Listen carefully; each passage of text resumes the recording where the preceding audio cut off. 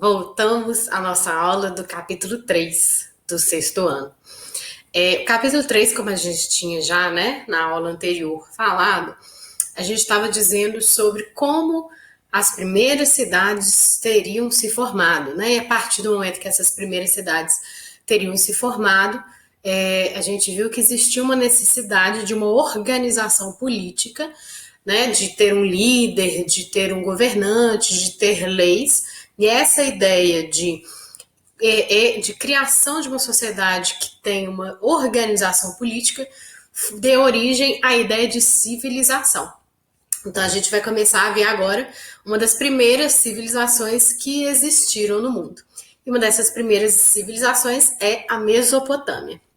A Mesopotâmia, ela é uma civilização que o próprio nome dela já diz. Né? O nome dela significa terra entre rios. Então, vamos lá, vamos jogar para cá para não tampar para vocês. O próprio nome já diz onde que ela vai estar localizada. Mesopotâmia significa terra entre rios. Por que terra entre rios? Porque a Mesopotâmia foi uma civilização que se formou ao redor, em volta, né, no meio, entre os dois rios, chamado Tigre e Eufrates. Então imagina que eu tenho os dois rios aqui, Tigre e Eufrates, e entre esses dois rios foi onde a população resolveu se fixar e formar suas primeiras cidades. Atualmente, esse lugar onde fica, né, a civilização ficava, né, antigamente a Mesopotâmia, é atualmente onde fica o Iraque. A maior parte do território da antiga Mesopotâmia é o Iraque. Então, essa civilização começa a se formar mais ou menos uns 3.500 anos antes de Cristo. Ela é ocupada por um grupo de pessoas que é, né, um grupo étnico chamado de Sumérios, e esses Sumérios resolvem se fixar entre esses dois rios, chamado Tigre e Eufrates. Só que esses rios eram rios que tinham comportamentos diferentes, né? Eram rios que nasciam nas montanhas da Armênia. Essa região onde ficavam essas montanhas da Armênia localiza-se mais ou menos onde hoje é a Turquia. E esse rio Tigre e Eufrates nascia nas montanhas da Armênia. Pelo fato deles nascerem nas montanhas da Armênia, isso levou, inclusive, ao processo das chuvas. Por quê? O que aconteceu? No período de maio e no período de abril e maio, a neve que existia nessas montanhas derretia. Então, por exemplo, no período de inverno, formava-se uma camada muito grande de neve em cima das montanhas, e à medida que ia aquecendo o tempo, né, chegando em abril, chegando em maio, isso fazia com que essa neve derretesse. Então, essa água, né, que era da neve, que derreteu, ia parar onde? Nos rios. Ia parar no Rio Tigre e no Rio Eufrates. Então, à medida que esses rios enchiam demais, o que acabava acontecendo? O rio já estava cheio d'água, vinha água em excesso, né, pela neve, né, derretimento da neve, esse rio enchia e transbordava, porque não comportava mais esse excesso de água. Só que ao transbordar este rio, a matéria orgânica que ficava nessa água acabava sendo depositada no solo ao lado do rio. Então, isso deixava o solo extremamente fértil, um solo muito bom para a agricultura. Só que este transbordar também, essas cheias do rio Tigre e Eufrates, causaram alguns probleminhas para eles também. Porque eles faziam essa agricultura, óbvio, muito perto do rio, para aproveitar, né, esse solo cada vez mais fértil. Só que, o que acontecia? Quando vinha essa cheia, ela acabava também destruindo uma plantação que eles já tinham feito ali, né? Acabava que alagava toda aquela plantação e não era isso que eles queriam. Então eles começaram a pensar, como que eu vou ter esse solo fértil ao mesmo tempo, mas como que também eu vou garantir com que essa plantação não seja destruída na época das cheias dos rios Tigre e Eufrates. O que eu vou fazer? Criar um mecanismo de controle dessas cheias, utilizando diques, canais de irrigação e reservatórios. O que seriam os diques? Os diques funcionam como uma barragem. Então imagina, eu tenho um copo cheio d'água, né? O copo tá lá cheio d'água. Aí eu vou botar cada vez mais água nesse copo. A água nesse copo, o que vai acontecer com ele? Transbordar, né? Que eu não quero que transborde. Então o que eu faço? Na base desse copo, eu faço um furo aqui, um furo aqui, um furo aqui. Tampo com o meu dedo. O meu dedo está impedindo dessa água sair. O meu dedo funciona como um dique, ou seja, como uma barragem. Aí eu tô vendo, meu dedo tá tampando cada um dos furinhos. Tô vendo que a água tá enchendo, vai transbordar. Para não transbordar, o que eu faço? Tiro meu dedo. Abro esses diques. A água vai cair aqui.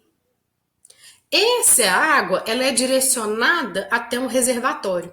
E o lugar que vai direcionar esse reservatório é chamado de canal de irrigação. Então, existia água saindo aqui, é como se ela fosse o canal de irrigação, e esse canal de irrigação levava parte dessa água para a agricultura, né, para molhar a agricultura, mas também levava parte dessa água para os reservatórios. O que é um reservatório?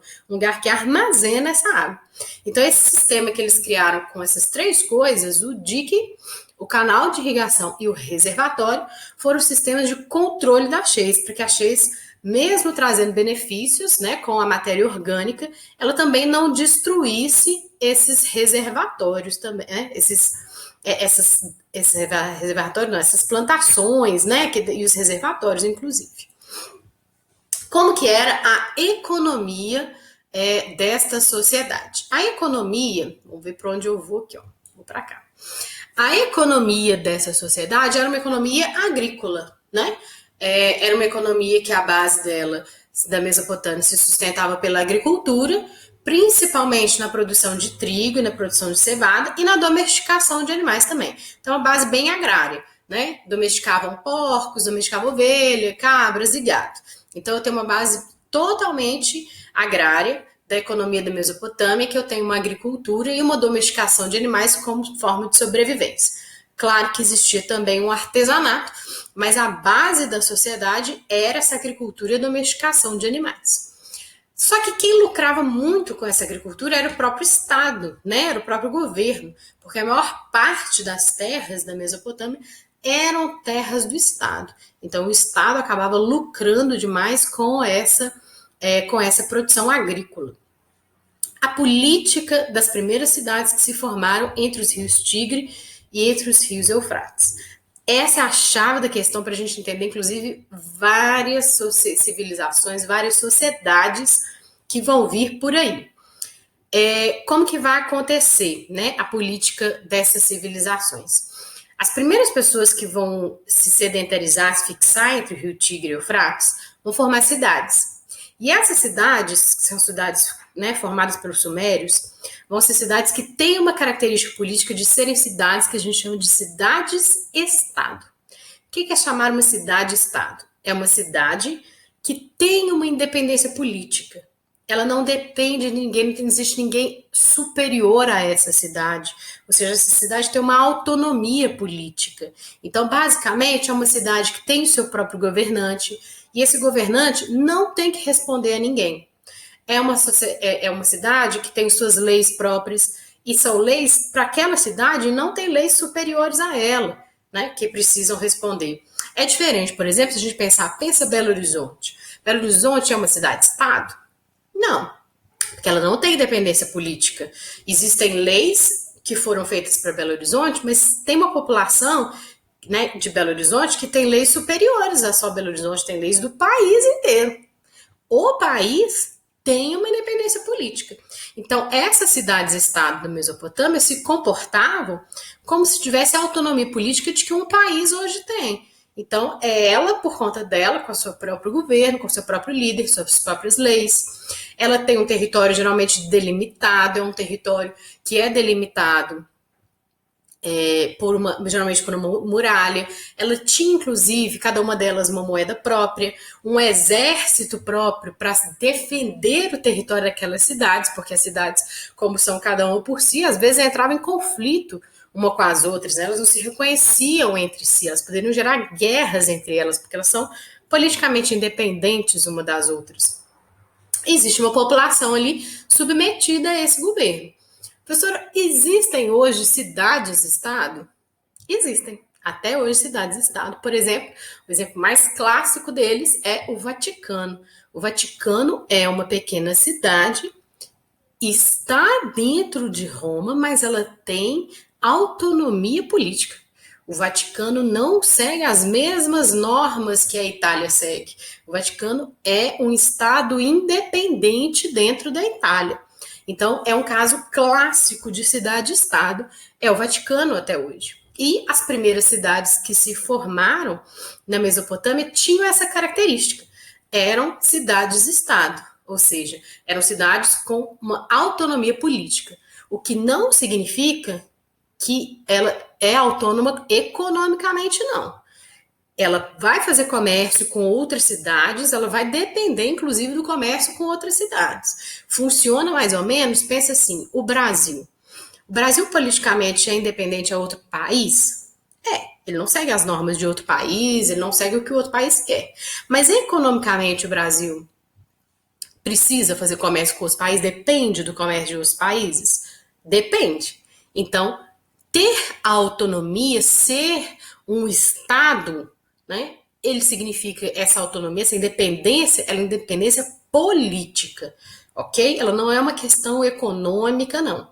Então, como essas cidades eram simplesmente uma única cidade, mas se comportava com uma autonomia política igual que um país tem hoje, mas ela é um território do tamanho de uma cidade só, então o que ela é chamada de uma cidade-estado, ou seja, um estado soberano, mas o território pequenininho como um território de uma única cidade.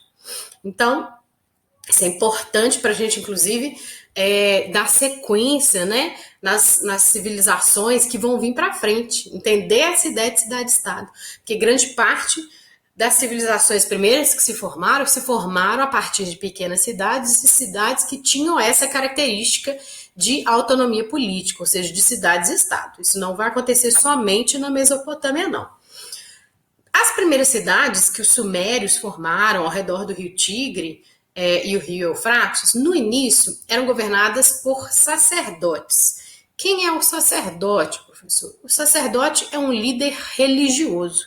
A população da Mesopotâmia era uma população politeísta, ou seja, que acreditava em vários deuses, e quem organizava essa religião eram os sacerdotes. Como tinham importância muito grande na civilização, eram eles que eram considerados os primeiros governantes das cidades. Mas à medida que essas cidades foram crescendo bastante, elas foram aumentando o território delas, essas cidades passaram a ser governadas por reis, como uma ideia, inclusive, de hereditariedade, de passar de pai para filho o poder, né? Seja de geração em geração. Então elas começam inicialmente sendo governadas por sacerdotes, mas à medida que elas crescem demais, esse poder acaba sendo transferido para um rei. E aí, quando este rei, quando esse rei, ele acaba ganhando, assumindo o poder, ele percebe uma coisa. A população seguia antes as normas de um sacerdote, então a população está super preocupada com o sacerdote, ela considera o sacerdote uma figura muito grande de autoridade. Então, se eu não sigo muito o que essa população quer, ou seja, se eu não sigo muito essa ideia de que o sacerdote tem essa importância, talvez enquanto rei a população não comece a gostar de mim. Então, acabou-se na Mesopotâmia tendo uma mistura do poder político com a lógica religiosa. Os reis acabavam que ao assumirem o poder, diziam que eles assumiam o poder porque eles eram enviados pelos deuses, ou seja, o poder deles era determinado pelos deuses, tudo que eles falavam, as normas deles eram normas que tinham sido enviadas pelos deuses, é como se eles fossem representantes destes deuses na Terra. Só que ele precisava, para que essa população, obviamente, aceitasse a fala dele, que alguém confirmasse isso. Ou seja, que alguém legitimasse o poder dele. Legitimar o poder dele significa que eu vou efetivar o poder, ou seja, eu vou confirmar que esse cara realmente é um enviado dos deuses. Quem é que fazia isso? Quem tinha o poder já antes, né? Os sacerdotes. Os sacerdotes, que eram os líderes religiosos, eram as pessoas responsáveis por confirmar que o rei de fato era um enviado dos deuses, ou seja, que o rei de fato tinha o seu poder legitimado, né? Então o sacerdote confirmava isso.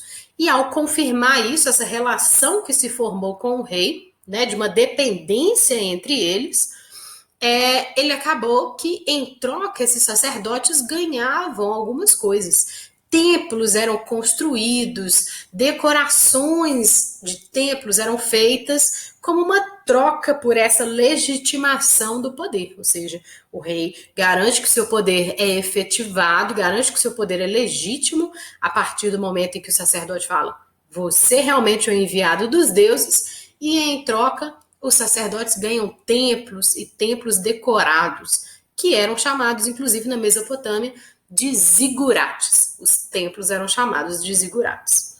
Continuamos em breve a nossa aula a partir da religião dos povos da Mesopotâmia.